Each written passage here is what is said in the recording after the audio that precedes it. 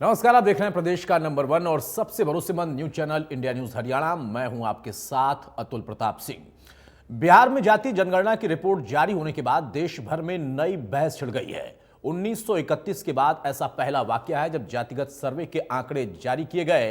कर्नाटक में भी जाति जनगणना का जो मुद्दा है, वहां के आंकड़े सार्वजनिक करने की मांग उठ गई। महाराष्ट्र में जाति जनगणना की मांग की जा रही है, तो वहीं हरियाणा भी इससे अछूता नहीं। हरियाणा में भी जाति जनगणना का मुद्दा गूंजने लगा है।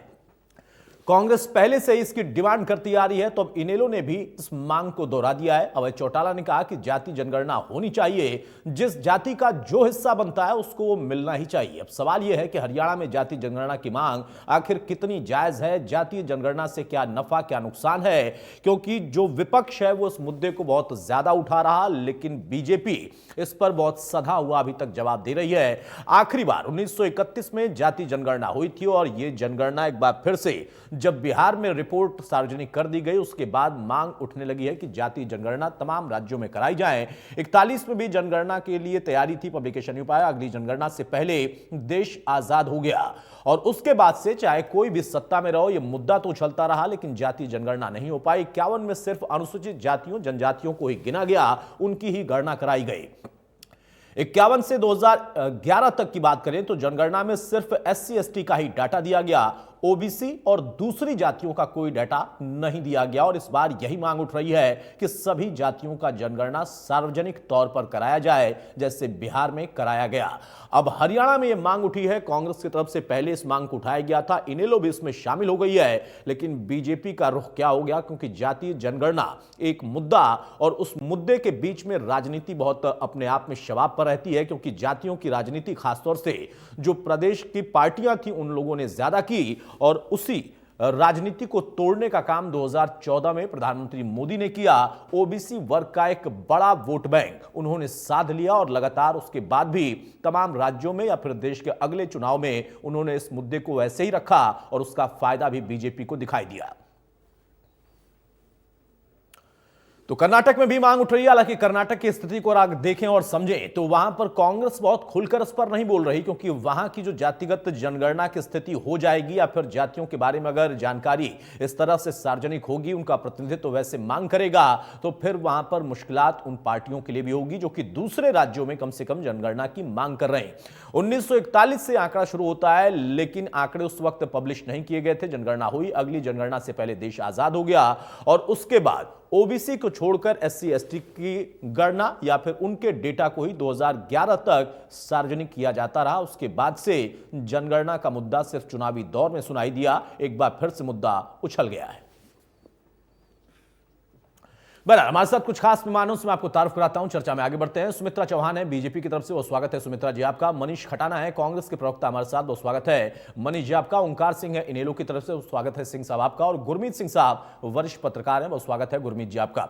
गुरमीत जी, शुरुआत में आपसे ही करूं, पार्टियों के प्रवक्ताओं नेताओं के पास जाएंगे तो आरोप प्रत्यारोप शुरू होगा, लेकिन जातीय जनगणना का मुद्दा बिहार से होते हुए अब हरियाणा तक पहुंचा है और कर्नाटक में भी स्थिति कुछ वैसी ही बन रही है।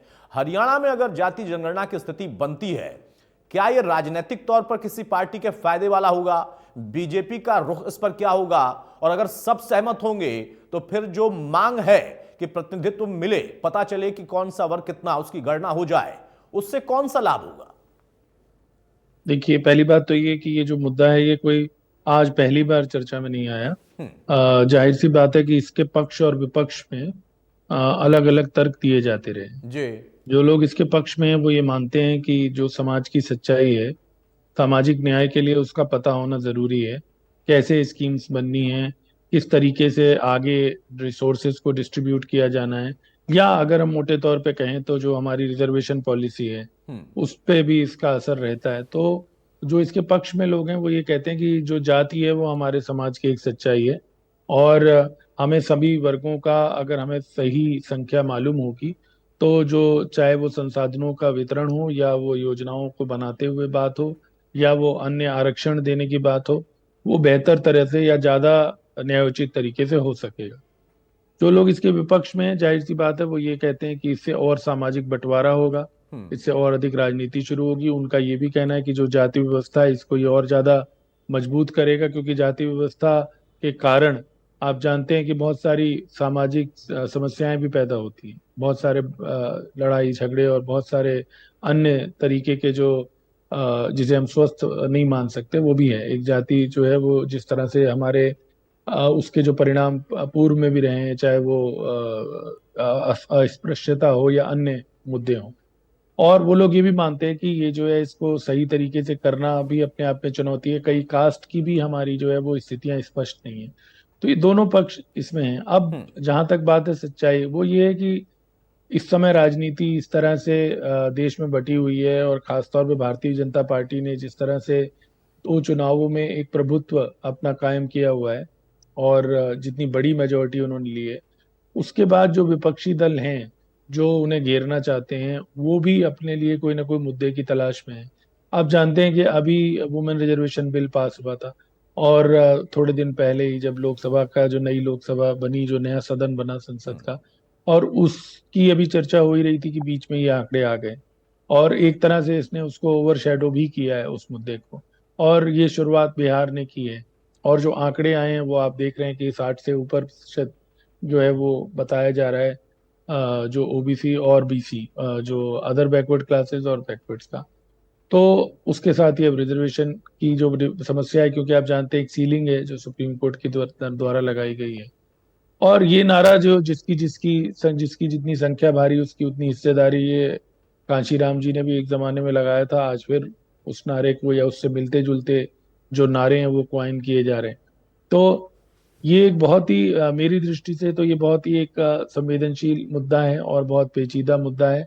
लेकिन जब किसी मुद्दे पर राजनीति शुरू हो जाती है, तो मैं जैसे मैंने कहा उसके पक्ष विपक्ष अगर राजनीति से हट के देखे जाते तो वो बेहतर था। अब अगले साल हमारे यहाँ चुनाव है लोकसभा का, आप जानते हैं, और हरियाणा में तो विधानसभा का चुनाव भी अगले साल है। तो अब इस मुद्दे पर तथ्यों के आधार पर कितनी बात होगी और केवल राजनीति के आधार पर कितनी बात होगी, ये एक बड़ी समस्या है। क्योंकि नहीं नहीं, अगर ये बिल्कुल मैं आपकी बात से सहमत हूं कि बड़ा संवेदनशील मुद्दा है, सेंसिटिव मुद्दा है, और चुनावी दौर में ऐसे ही मुद्दों को छेड़ा भी जाता था। बिहार ने इसकी शुरुआत कर दी और बात अब हरियाणा तक आ गई। और ऐसा आपने कहा कि मांग पहले भी उठी थी, लेकिन चुनावी साल में जब ये मांग उठती है तब वहां पर इंटेंशन पर भी सवाल उठता है। और उस प्रदेश में जहां पर कहा जाता है कि हम 36 बिरादरी की बात करते हैं, हम किसी एक बिरादरी की बात नहीं करते हैं, तो फिर वहां जाति बिरादरी इनकी गणना कराना, उसके पीछे राजनीति तो है। अब नफा नुकसान किसको है ये अलग विषय है। सुमित्रा चौहान जी, कांग्रेस भी पक्ष में है, इनेलो भी पक्ष में है, बीजेपी का क्या रुख है? अतुल जी, जैसे कि गुरमीत जी कह रहे थे, सबसे पहले हमें राजनीति से ऊपर उठ के भी जातियों में बांट देना कोई अच्छी परंपरा नहीं है। कितने अपराध होते हैं, हमने हरियाणा में अनेकों बार ऐसा देखा है कि किस तरीके से हमारा वर्ग जिस गांव में जिस शहर में बट जाता है उसके गंभीर परिणाम आए हैं। आज राजनीति के लिए जातीय बांटने की बात करना, जब मंच पर ठीक कह रहे थे कि हम मंच पे खड़े होकर कहते हैं हम 36 बिरादरी के नेता हैं, लेकिन आज इसको बांटने के लिए कांग्रेस सत्ता में 47 के बाद बहुत वो लंबे समय तक रही है, क्यों नहीं करवाया? और आज भारतीय जनता पार्टी का एक ही स्टैंड है, गरीब को ऊपर उठाना, उसका स्तर उठाना। हरियाणा में मुख्यमंत्री मनोहर लाल ने जितने भी कार्य किए हैं, मुख्यमंत्री आवास योजना से लेकर, चाहे हेल्थ सेक्टर में हो, चाहे शिक्षा में है, गरीब को मुख्य धारा में लाना एक ही जाति है। अगर कोई आकलन होना चाहिए तो वो आर्थिक आधार पर होना चाहिए। गरीब से उसकी आर्थिक स्थिति, उसकी सामाजिक स्थिति को ऊपर उठाना ही भारतीय जनता पार्टी का लक्ष्य है, और निरंतर ये कार्य किया है। लेकिन मैं राजनीतिक भारतीय जनता पार्टी की ओर से और व्यक्तिगत तौर से भी ये कहना चाहूंगी कि सभी दलों ने अनुरोध भी करना चाहूंगी, हम जिस तरफ वोट की राजनीति को अपनी जमीन खो चुके हैं, और राजनीति में बांटकर भी कोई बहुत जातीय बांटकर लाभ होने वाला नहीं है। हम मुद्दों को ले, विकास की बातें करें, विकास, हर युवा को आगे बढ़ाने की बात करें, महिला को आगे बढ़ाने की बात करें, गरीब से अमीर बनाने की बात करें। मनीष खन्ना जी, सुन लिया आपने। सुमित्रा चौहान का कहना है कि बीजेपी के लिए अगर कोई जाति है तो वो सिर्फ गरीब है, और गरीब का आकलन आर्थिक आधार पर होना चाहिए। लेकिन कांग्रेस को अचानक से 36 बिरादरी वाले प्रदेश में जाति जनगणना की याद आ गई। कर्नाटक जाते जाते आप हिचकने लगते हैं, ऐसा क्यों है? मनीष जी। जातीय जनगणना इसलिए जरूरी है कि आज जिन समुदायों के लोग, जिन लोगों के लोग प्रतिनिधित्व कर रहे हैं, एटलीस्ट वो जरूरी है क्लियर हो जाए कि कौन कितने अनुपात में कहाँ रह रहा है और किसको, चाहे वो ओबीसी वर्ग हो, चाहे वो एससी वर्ग हो, चाहे एसटी वर्ग हो, कहाँ पर किसके आधार पर वो सीटें रिजर्व करनी है, कितनी उनकी रिजर्वेशन होनी चाहिए और उन लोगों को कैसे ऊपर उठाया जाए। और जो भी सरकारी ढांचे में जो सहूलियत जो नीचे स्तर पर आते आते खत्म हो जाती है या उन तक नहीं पहुंच पाती, हर वर्ग को उसके अनुपात के हिसाब से उनकी सहूलियत मिल जाए। तो जातीय जनगणना में मेरे ख्याल से सरकार को कोई गुरेज नहीं होना चाहिए। और जहां तक मेरी बहन ने ये बात करी, महिलाओं की बात करी, युवाओं की बात करी और गरीब की बात करी, तो मैं बिल्कुल क्लैरिटी और सच्चाई के साथ और बिल्कुल बेबाक एक बात आपसे और अपनी बहन से भी पूछना चाहता हूं कि जो ये गरीब की बात कर रहे हैं, पिछले 9 साल में गरीब और अमीर का अनुपात तो लगभग डबल से भी ज्यादा हो गया। गरीब और गरीब हो गया, अमीर और ज्यादा अमीर हो गया। ये जो अनुपात जो इन्होंने बढ़ाया और घटाया, ये किस रेशो में और कैसे बढ़ा।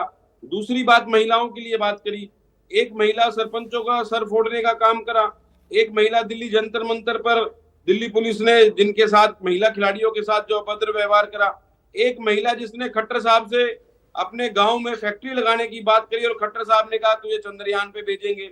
युवाओं की बात करी तो हरियाणा आज देश का पहला राज्य बन गया है जिसमें बेरोजगारी सबसे चरम सीमा पर है। तो ये कौन से गरीब, कौन से युवा और कौन से महिला की बात कर रहे हैं? हम जातीय जनगणना की बात कर रहे हैं। अगर जातीय जनगणना से सरकार को पीछे नहीं हटना चाहिए, सरकार के पास ये जातीय जनगणना होना चाहिए किस वर्ग की किस अनुपात में कहां पर कितने लोग रहते हैं और उनके लिए सरकार क्या क्या फैसिलिटी मुहैया करा सकती है।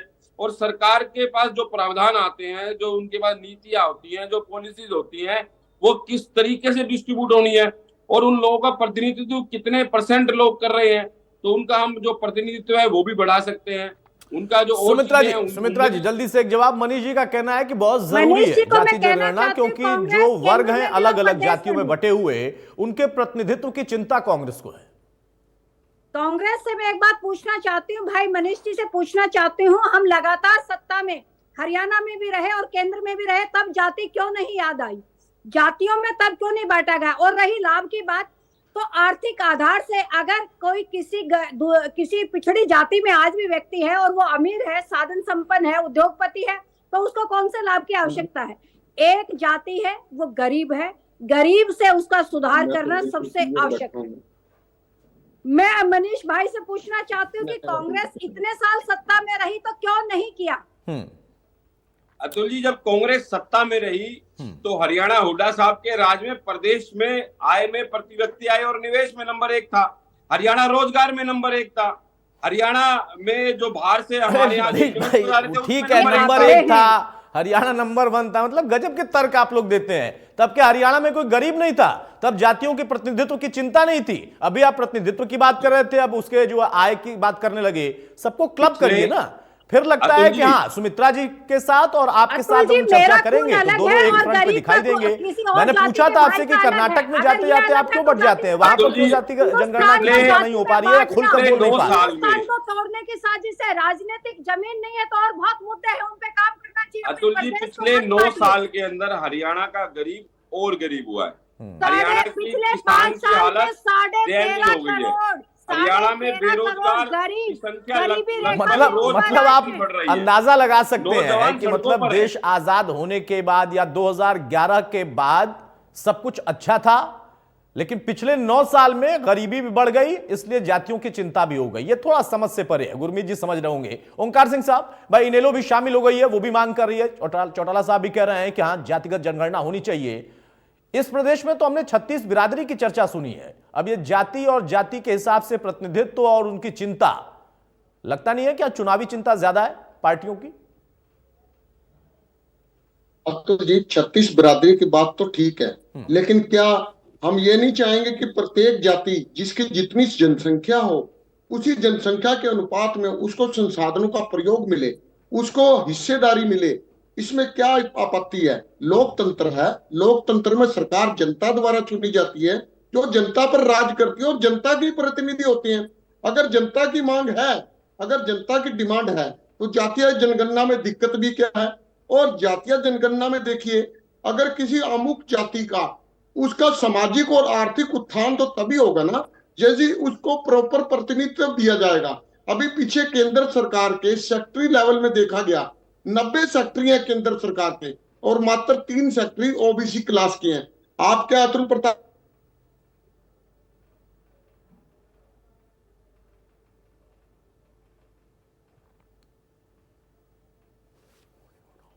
सबका विकास होना चाहिए, तो प्रत्येक जाति और धर्म के अनुसार अगर उस जनसंख्या के अनुपात में उसको प्रतिनिधित्व तो दे दिया जाए तो इसमें बुराई भी क्या है। और जहां तक जाति और धर्म की राजनीति करने की बात है, तो देश का बच्चा बच्चा जानता है जाति और धर्म की राजनीति सिर्फ बीजेपी करती है और कोई पार्टी नहीं करती।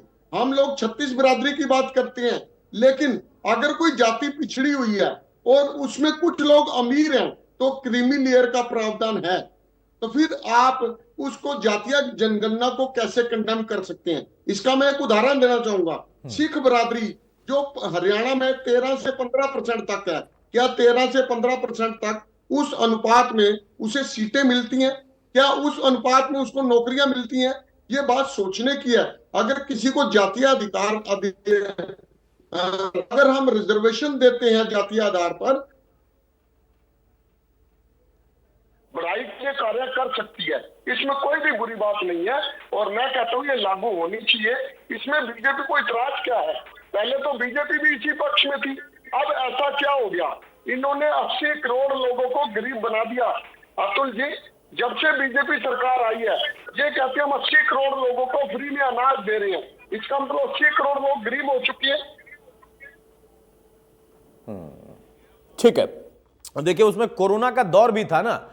अब आप ये कहते हैं कि हाँ जाति जनगणना से दिक्कत नहीं होनी चाहिए, मुझे कोई दिक्कत भी नहीं है। मेरा प्रश्न तो यह है ना कि फिर 36 बिरादरी की चिंता कैसे हो पाएगी। दूसरा कि वो चाहे बीजेपी कहीं पर इसके पक्ष में हो या कहीं पर इसके पक्ष में ना हो, या इनेलो हो, कांग्रेस हो, ये तमाम जो पार्टियां हैं जब एक तरफ ये कहती हैं कि प्रतिनिधित्व की हमें चिंता है, तो मैं देखता हूं कि हां कई पार्टियां जिनका भविष्य या जिनका जन्म ही हुआ इसी मुद्दे पर कि हम फला जाति विशेष या उस वर्ग विशेष के लिए हैं, हमने राजनीतिक दल बनाया है, उस दल के नेताओं को तो हमने बढ़ते देखा लेकिन उस वर्ग को बढ़ते हमने नहीं देखा।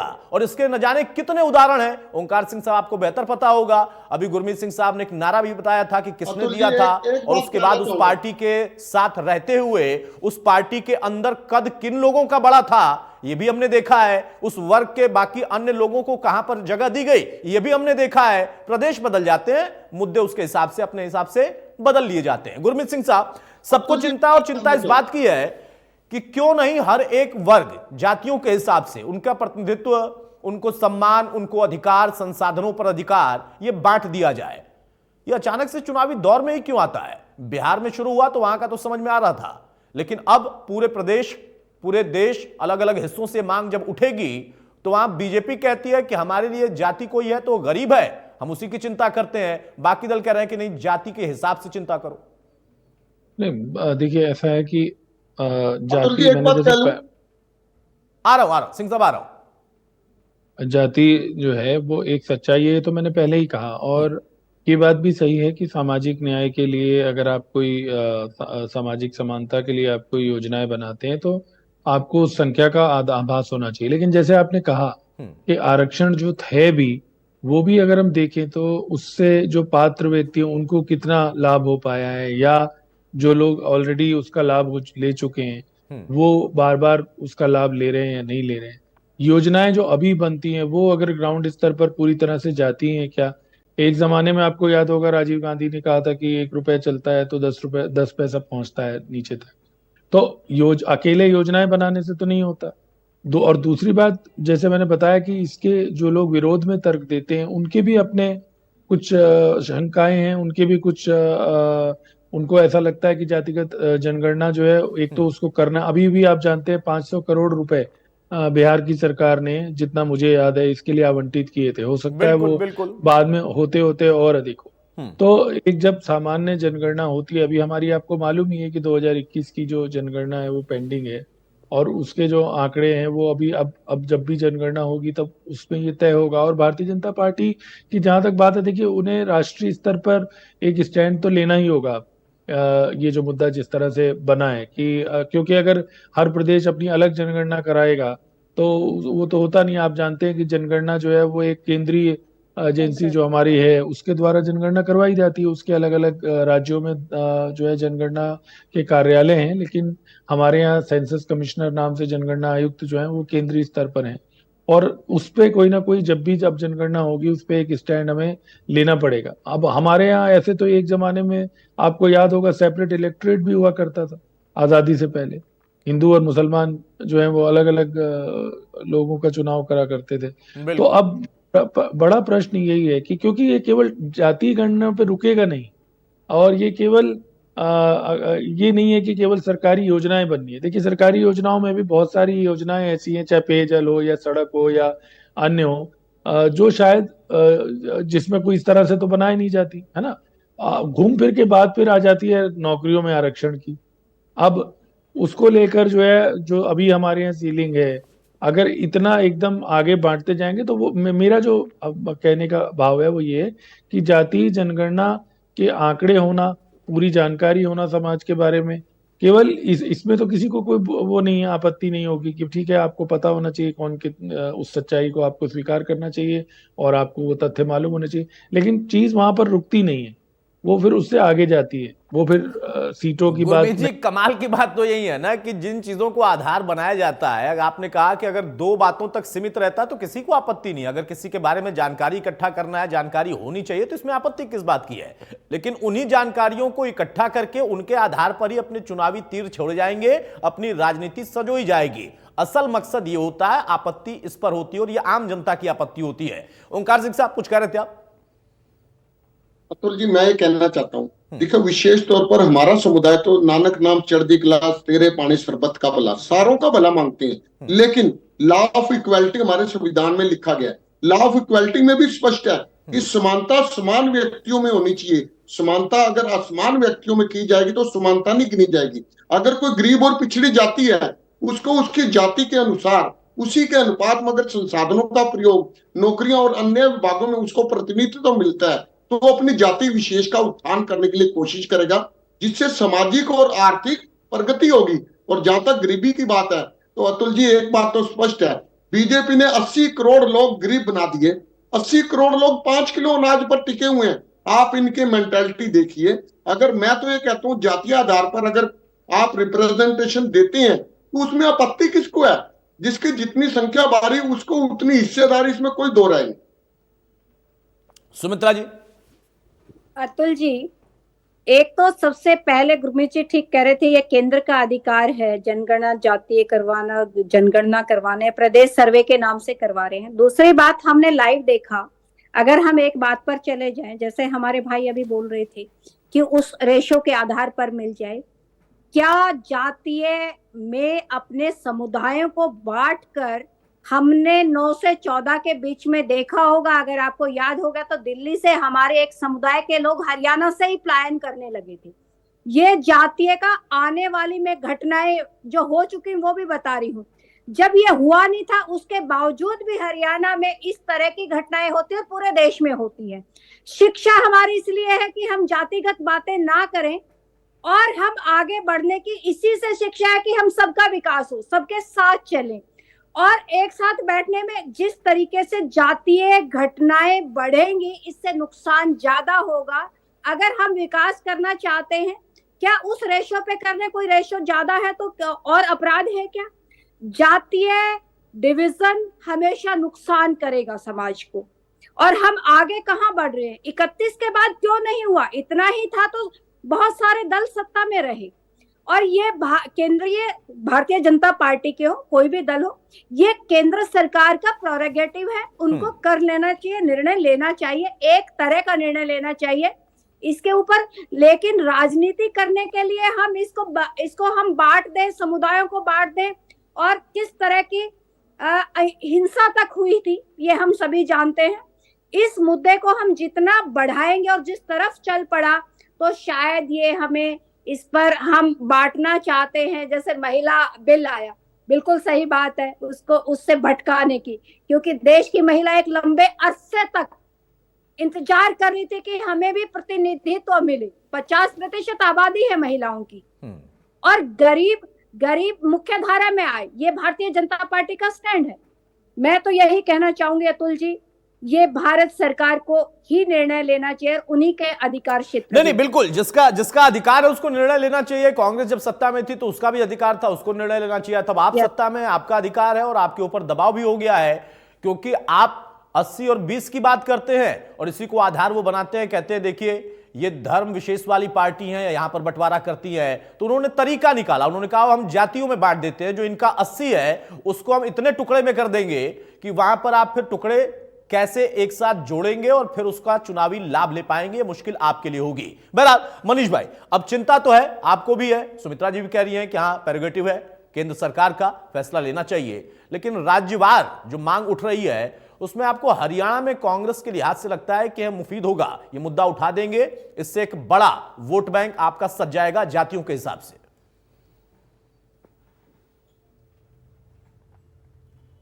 मनीष भाई अपनी आवाज अनम्यूट कर लीजिए।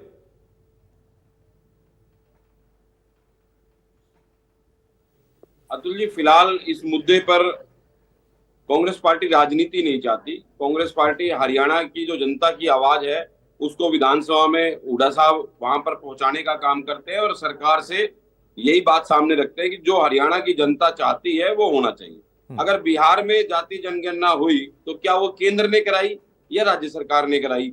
बिहार में जातीय जनगणना हुई तो क्या वहां पर दंगे हुए? और अगर हरियाणा में ये अगर जातीय जनगणना करा भी देंगे तो इनको क्या नुकसान है? क्यों दंगे किस बात के होंगे? जातीय जनगणना का और दंगे से कोई मतलब नहीं। सौहार्द बिगड़ा पहले भी। दूसरी मेरी बड़ी बहन ने ये कही कि महिलाओं के लिए आरक्षण बिल आया तो उसका इम्प्लीमेंट आफ्टर 9 ईयर क्यों रखा गया? वो जब सारी पार्टियों ने आपके समर्थन में वोटिंग कर दी और पूरा संसद महोदय, पूरे लोकसभा के, राज्यसभा के सभी लोग इस हक में है कि महिला बिल आना चाहिए। कांग्रेस पार्टी की अध्यक्षा जो पूर्व में रही श्रीमती सोनिया गांधी जी, उन्होंने 2 बार मोदी जी को इस बात के लिए चिट्ठी भी लिखी। जब ये बिल आ गया और सभी ने समर्थन कर दिया और सभी ने पास कर दिया, तो महिलाओं के लिए इम्प्लीमेंटेशन आफ्टर 9 ईयर का टाइम क्यों रखा गया? आप वो सब कह रहे हैं साथ के साथ कर दो। हुड्डा साहब ने कहा, दीपेंद्र हुड्डा ने राज्यसभा में कहा कि हरियाणा में अगर आप 20% देते हो या 30% देते हो तो 10 में से 3 सीटें रिजर्व कर दो महिलाओं के लिए, कोई दिक्कत नहीं है इसमें। लेकिन एक जुमला छोड़ना और एक काम करना, उसमें सरकार की नीति और नीयत दर्शाती है।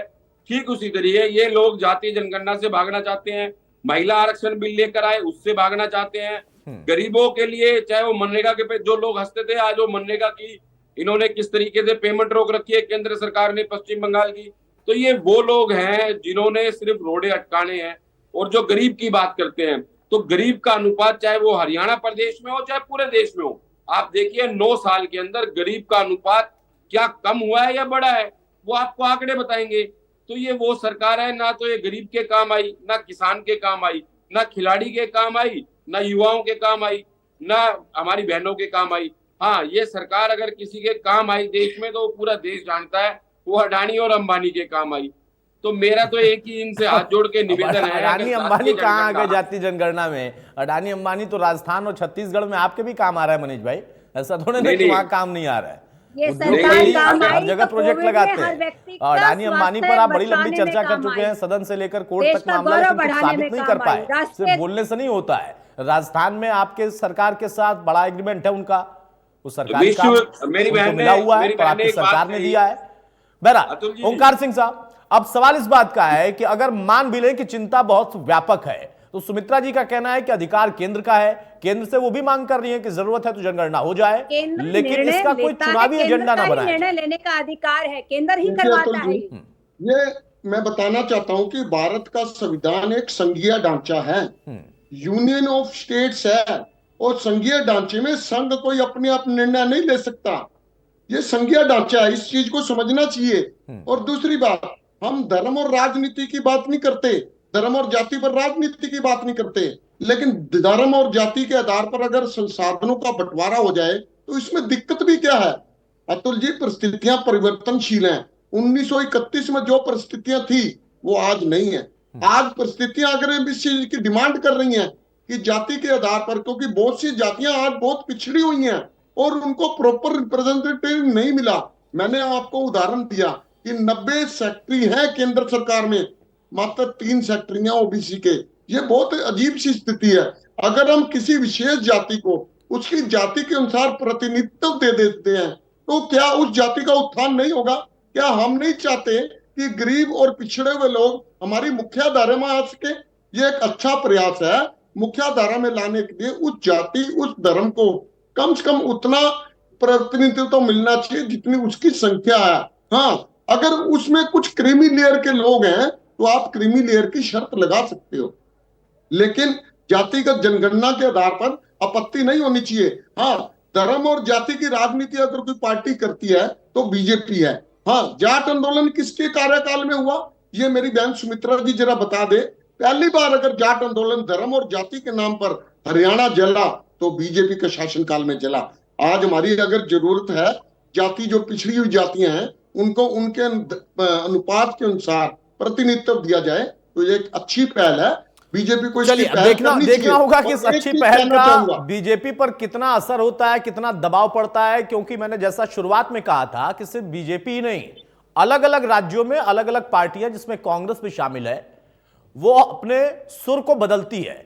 क्यों बदलती है? क्योंकि वहां के जो जाति कॉम्बिनेशन है वो इस गणना के हिसाब से मुफीद अगर बैठ गए तो उनके लिए नुकसानदेह है। हो सकता है यही बात बीजेपी के लिए भी हो सकता है इनेलो के लिए हरियाणा में मुफीद हो, लेकिन दूसरी जगहों पर दूसरी जो क्षत्र पार्टियां हैं वो इससे थोड़ा सा मुखर हो जाती हैं या अलग हो जाती हैं। मैंने फिर कहा कि बार बार जब प्रतिनिधित्व की चिंता की बात होती है तो हमने तो तमाम पार्टियों को देखा है, उनका जन्म हुआ इन्हीं नारों पर जन्म हुआ कि ये पार्टी आएंगी तब इस वर्ग को प्रतिनिधित्व मिलेगा, लेकिन उस पार्टी के अंदर भी उस वर्ग को कितना प्रतिनिधित्व मिला, नौकरी और बाकी चीजें तो छोड़ दीजिए, वो बताने की जरूरत नहीं है। और आज उन पार्टियों में उस वर्ग के लोगों का क्या हश्र है या फिर किसका कद कितना बढ़ गया, कितना ज्यादा उसके पास पैसा आ गया, उसका प्रभुत्व कितना बढ़ गया, ये भी किसी से छिपा हुआ नहीं है। तो मंशा अगर गणना करानी है और उसका लाभ दिलाना है उस वर्ग को वहां तक तो ठीक लगता है, लेकिन मंशा अगर सिर्फ चुनावी हो, जाति में बांटकर अपना फायदा लेने की हो, बीजेपी की, कांग्रेस की, इनेलो की,